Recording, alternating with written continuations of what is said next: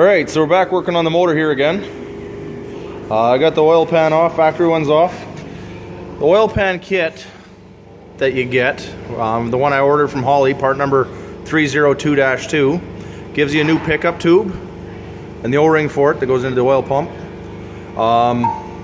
You can either use the factory windage tray and chop it like I did, or you can get the F-body windage tray and you just have to do a little notching around here.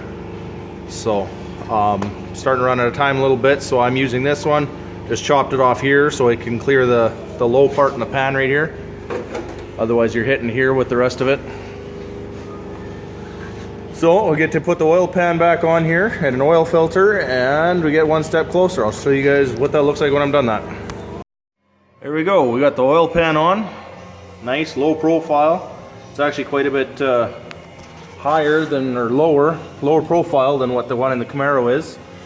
This is, like I said before, this is a Holly 302-2 oil pan. The one I have in the Camaro is the GM muscle car pan, and it hangs quite a bit lower, probably down to here, a couple inches. And I'm really not a fan. I have hit it on a few things. It kind of sucks, but thankfully it's really thick, rigid aluminum. When you're using this pan, another thing is you have to go out and buy yourself the LS3 dipstick and tube.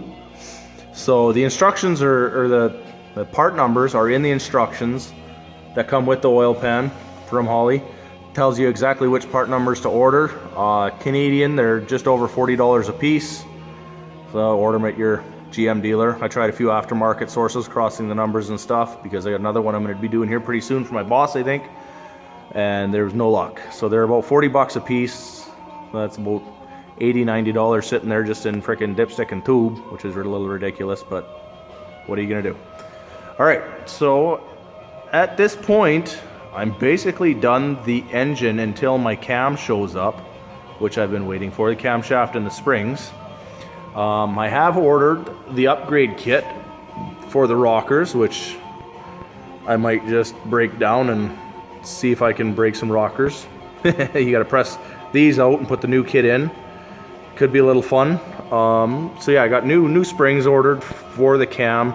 I got new push rods here, and I got the upgrade kit for the trunnion. So it's gonna be a pretty stout frickin' valve train. And then yeah, we got a new cam to go in, and then we can put the timing cover on with a new seal and start assembling all the other stuff that needs to be assembled, clean some gasket areas and stuff. Yeah, that's where we're at for now. I might have to just break down and start working on the car side of it. Alright, so here we are. This is the trunnion upgrade kit. We got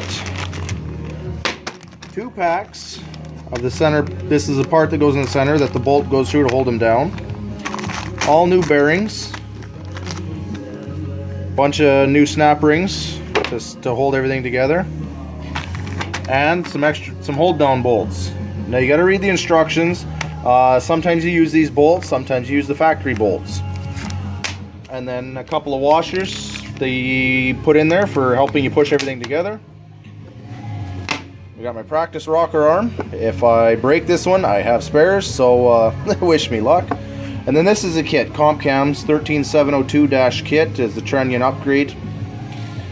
So hopefully this works good. Comes with instructions, they're fairly detailed, follow those, and yeah, I'm going to try this one and show you if I'm successful.